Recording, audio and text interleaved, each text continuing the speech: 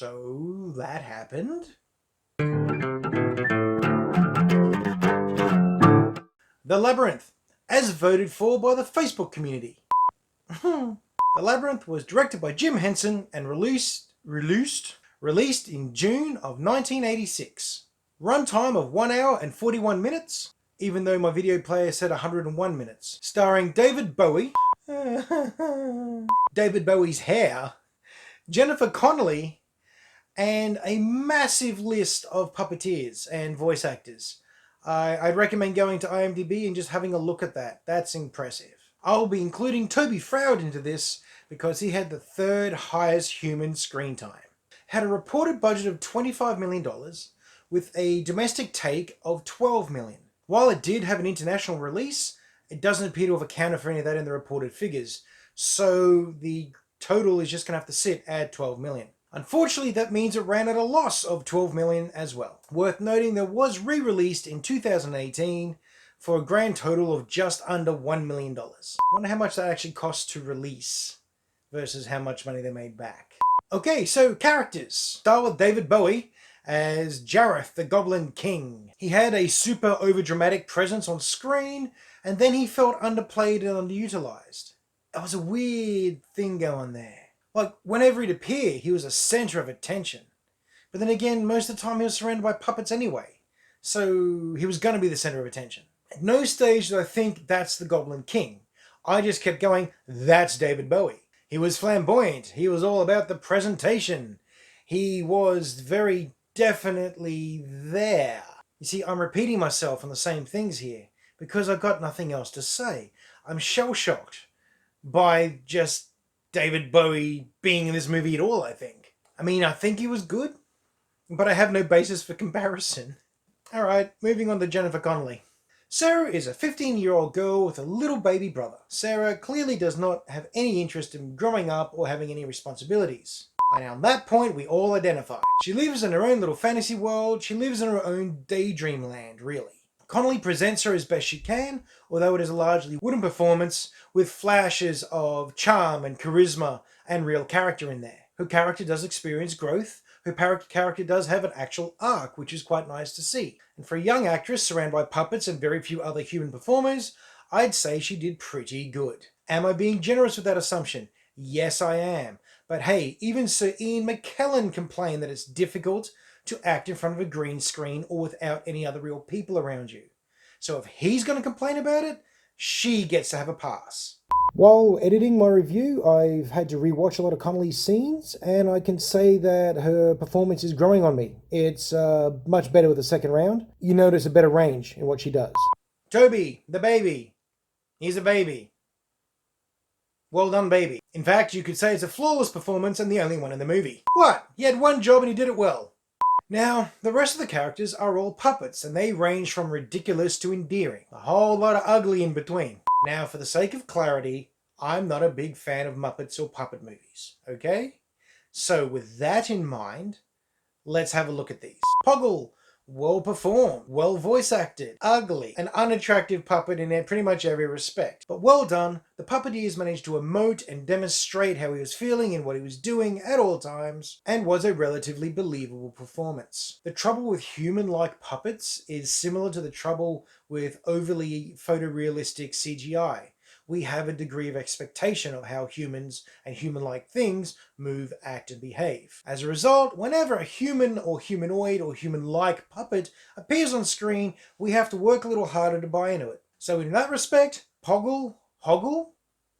Yeah, it's Hoggle. Hoggle did pretty good. Next up is Ludo. And Ludo's easy to like. Big, lumbering, sympathetic, nice guy, powerhouse. Very interesting design, very well performed by the puppeteers. It looks like the red-headed cousin of the Wampa from Hoth. He fit in the world really well and didn't pull you out whenever you saw him. Sir Didymus, the creature of rough canine descent. Fun to watch, amusing to listen to, carried on as you'd expect. I'd say that that personality and that voice on any other sort of puppet would have been really annoying, but this character carried it really well. As for the other notable puppets, the goblins! Didn't like him, didn't care. The worm.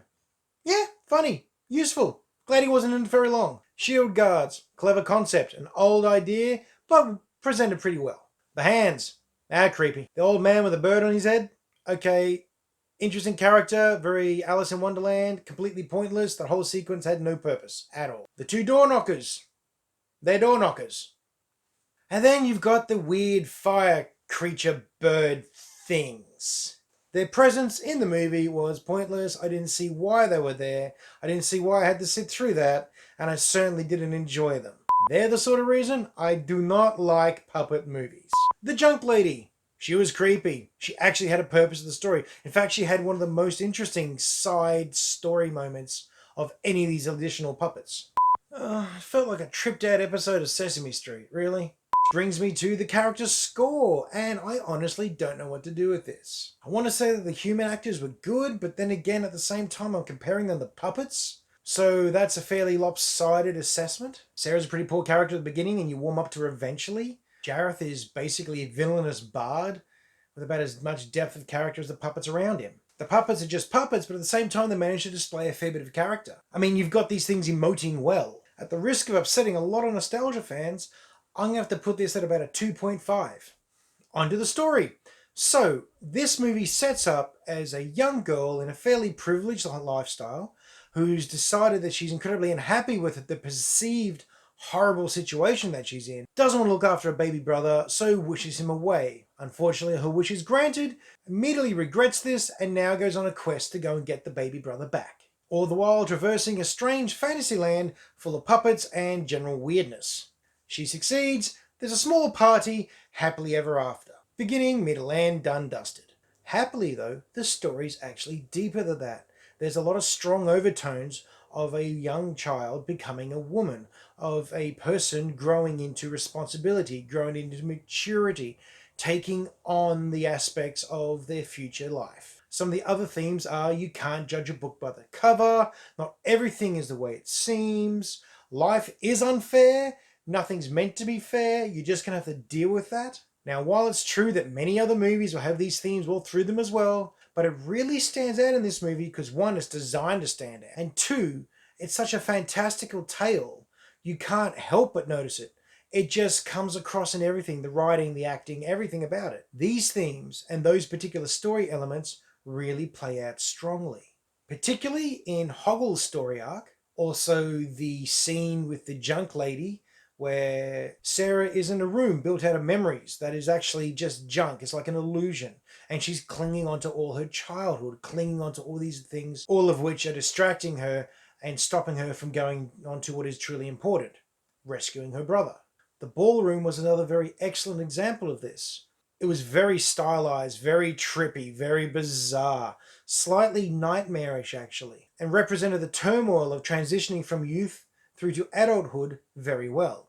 As for some of the standout moments in the movie, well, you've got the Bog of Eternal Stench, which is one long sequence about them having to navigate a problem, negotiate getting past, recruiting Sir Didymus, surviving all this sort of thing. Memorable sequence with a clever character introduction. The final battle and push to get through to the castle, going through Goblin Town, that was impressive. It was a very large set piece, quite an interesting rolling fight, probably dragged out a little too long, but still was good enough. Felt like minimum budget Lord of the Rings moment, to be honest. There were some moments that jarred me out of the movie. The transition from Sarah's bedroom in reality to the Goblin King's land was very quick. Pretty much shot, here we are. Felt like that could have been more fantastical. Bit more of a major story moment, that transition. Fighting the big iron golem to gain access to Goblin Town. I'm sure if there was more room in the budget, that would have been a much more impressive sequence. The size of the golem and the size of the set made it feel like there was a punch up in a phone booth. I can see what they were going for, but really, it was kind of dull. I just wanted it to be over so we could move along. I had no idea that there were musical numbers in this movie. So when the Goblin King suddenly starts singing and dancing, that caught me by surprise. That completely threw me out of the movie. I had to pause, had to recalibrate my brain, and jump back in again. Alright, might as well get it out of the way. That whole sequence of the stupid fire things in the forest, where they're pulling their heads off and chucking them around, and dropping some of the worst lines I've ever heard in anything, ever. Ugh. Just couldn't stand that sequence. I just couldn't wait for it to be over. I didn't like the song, I didn't like the curry, I didn't like anything about it. It added nothing to the story, it furthered nothing in the plot, all it did was annoy me. Almost derailed my entire movie experience. Thankfully, the movie didn't stay there. It picked itself up, dusted itself off, and got back to work. it redeemed itself quite nicely by the end. And that end is a classic fairy tale finale, which, to be honest, this movie has earned. There's a lot of effort put into this movie. There was a lot of work put in to give you a fantasy adventure. And I'd say a good 75% of it landed well. We don't talk about the other 25%. I suppose the most positive thing I can say about the story is that all of the relevant symbolism and themes and what the story was trying to impart onto you was not lost amongst the Muppet madness that was on display. So despite everything that annoyed me, the movie kept its themes, delivered its message, and managed to pull me back in after it kept shunting me out. So look, I'm going to go and give the story a 3 because it did what it needed to do and recovered well enough when it failed. Look and feel.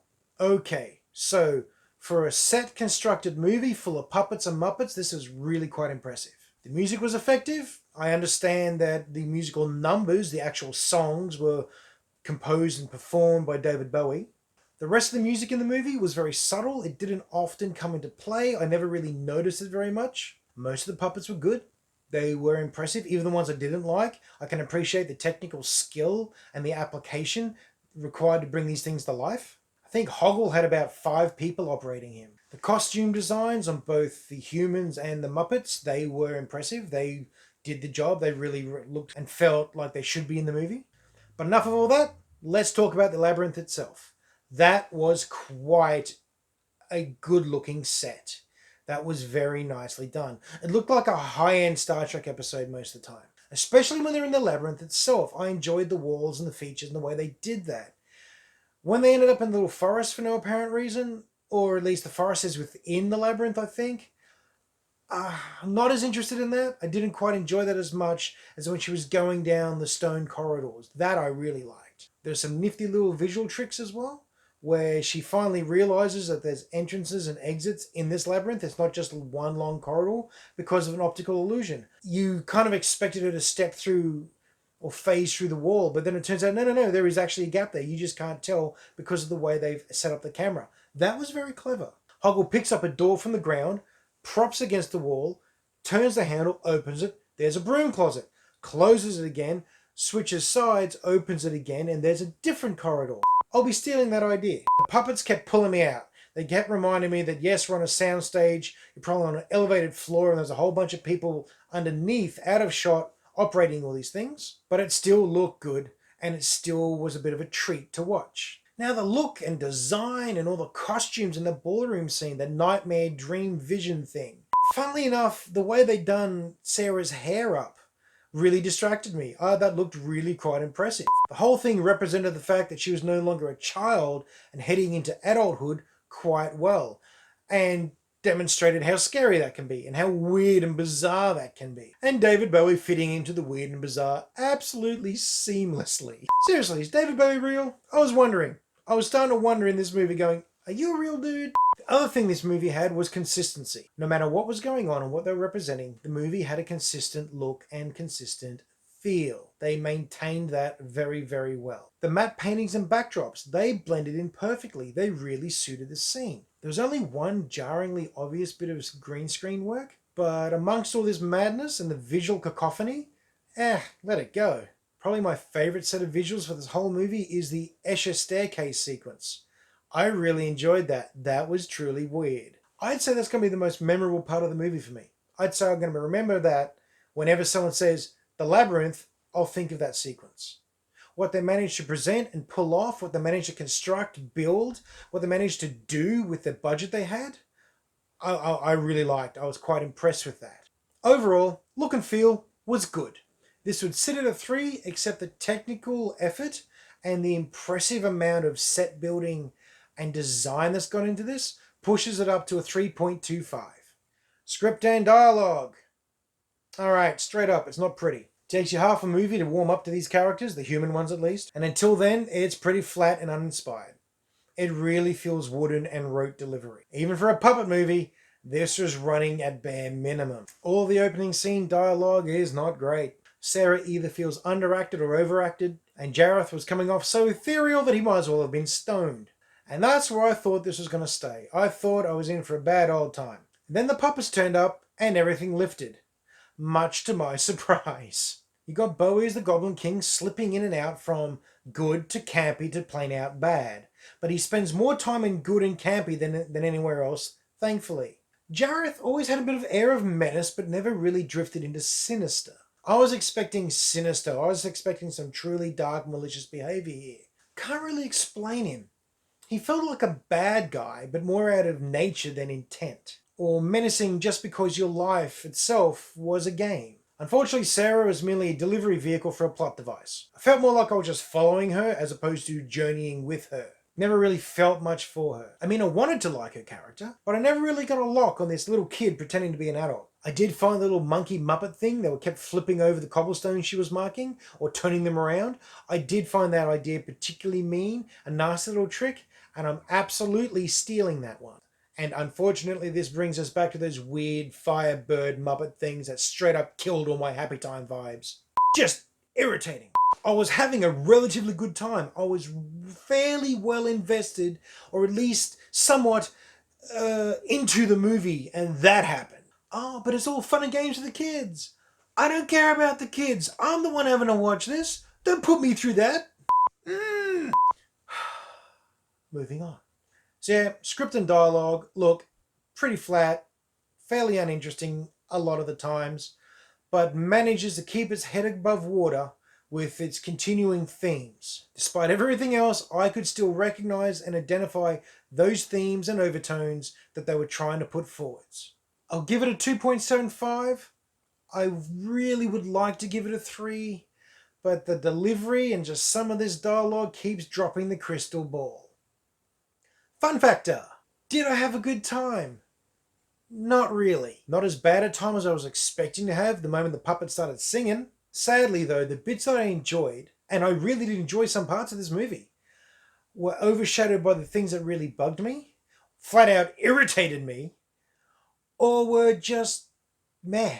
This is probably going to really upset some people I know that love this movie, and I'm really sorry guys, but I'll be giving this a 2.5. Final score time. So we add all these up and we end up with a flat 14. This is a major favourite, a bit of a cult classic amongst many people and a big nostalgia trip for many others. Now I will admit that I can see why, and I can see how people really enjoy this movie. I can see how this would get a real following. I can see people would jump straight into this and love it. Unfortunately, I'm not one of those people. Anyway, that's my review. I hope you enjoyed watching. I hope it didn't make too many people mad. Comment down below. Let me know what is your favourite puppet movie and which of them really sends you up the wall. Which is the one that you like the least. As always, I hope you all have a really good week and I hope you go and find some time to watch a movie.